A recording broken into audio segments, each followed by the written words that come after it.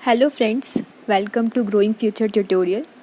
जैसे कि आपको टॉपिक से ही क्लियर हो रहा होगा कि हम इस वीडियो में लिमिटेड लायबिलिटी पार्टनरशिप इस टॉपिक को डिस्कस करेंगे, जो कि आपका chapter 2 accounting for partnership firm and fundamentals का एक बहुत ही इम्पॉर्टेंट टॉपिक है। तो चलो फिर स्टार्ट करते हैं।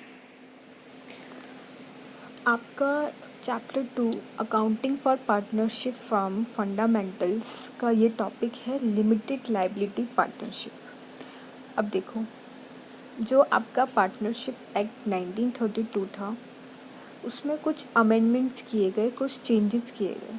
ठीक है, तो वो चेंजेस कब हुए? वो हुए आपके the limited liability partnership act 2008 में। हमने इन चेंजेस को किया, बट ये इफ़ेक्ट में कब आए? ये आए 31 मार्च 2009 को। अब देखो, पहले क्या था और फिर क्या चेंजेस हुए, हम उनको पढ़ते हैं। ओके, सबसे पहला, पार्टनरशिप एक्ट 1932 में जो आपकी जो पार्टनरशिप फर्म थी, उसका रजिस्ट्रेशन था वो ऑप्शनल था, मतलब मैंडेटरी नहीं था। आप करवा भी सकते हो और नहीं भी करवा सकते।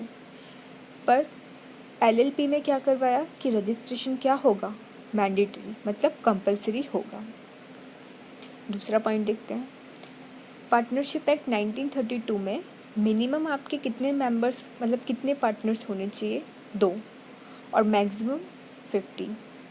पर एलएलपी में क्या चेंजेस हुए कि मिनिमम तो 2 पार्टनर होंगे, बट मैक्सिमम की कोई लिमिट नहीं है। नेक्स्ट इज मेजर चेंज, सबसे इम्पॉर्टेंट, कि पार्टनरशिप एक्ट 1932 में पार्टनर्स की लायबिलिटी कैसी थी? अनलिमिटेड। ओके, और अब क्या चेंज हो गया? अब पार्टनर्स की लायबिलिटी कैसी हो गई? Limited. Next is no perpetual succession. Perpetual succession का मतलब कि चाहे पार्टनर आए चाहे पार्टनर जाए, पर कंपनी तो आपकी चलती ही रहेगी। ठीक है, ऐसी ही आपकी पार्टनरशिप भी चलती ही रहेगी। तो ये पार्टनरशिप एक्ट 1932 में नहीं था, बट ये एलएलपी में आ गया। Next, LLP is subject to income tax like any other partnership firm. जैसे पहले पार्टनरशिप फर्म में पार्टनर्स को अपनी इनकम पे टैक्स पे करना पड़ता था, ऐसे ही एलएलपी में भी पार्टनर्स को अपनी इनकम पे टैक्स पे करना पड़ेगा। Next is a partner is not liable for independent और unauthorised action of other partner. अगर किसी और पार्टनर ने कुछ ऐसा एक्ट किया है, तो दूसरा पार्टनर उसके लिए लायबल नहीं होगा। उसकी गलती की सज़ा को वो नहीं भुगतेगा, मतलब उसने कुछ एक्ट किया है तो उसके लिए दूसरा पार्टनर लायबल नहीं होगा कि वो भी पेमेंट करे। पहले फर्म लायबल हो जाती थी, बट अब जो पार्टनर ने किया है बस वही लायबल होगा। अब कुछ कैरेक्टरिस्टिक्स पढ़ लेते हैं एलएलपी के। First is separate legal entity. जैसे कंपनी अपने मेंबर्स से बिल्कुल एक सेपरेट होती है, कंपनी अलग होती है, उसके मेंबर्स अलग होते हैं। ऐसे ही एलएलपी भी क्या है? एक सेपरेट लीगल एंटिटी है, जैसे कंपनी है। Therefore partner and LLP are distinct from each other.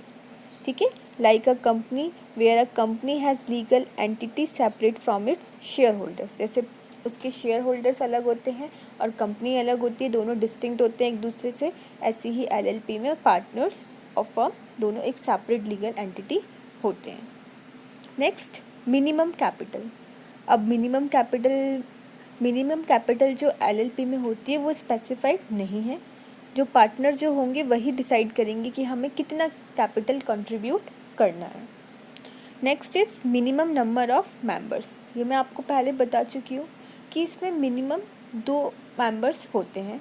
ठीक है, 2 आर द डेजिग्नेटेड पार्टनर्स, और उन दोनों पार्टनर्स में से एक पार्टनर इंडिया का रेजिडेंट होना चाहिए। Okay, next is audit is not mandatory. LLP में ऑडिट जो होता है वो मैंडेटरी नहीं होता। बस 2 एक्सेप्शनल केसेस बता रखे हैं। If the contribution of the LLP exceeds 25 lakh, और if the annual turnover of LLP exceeds 40 lakh.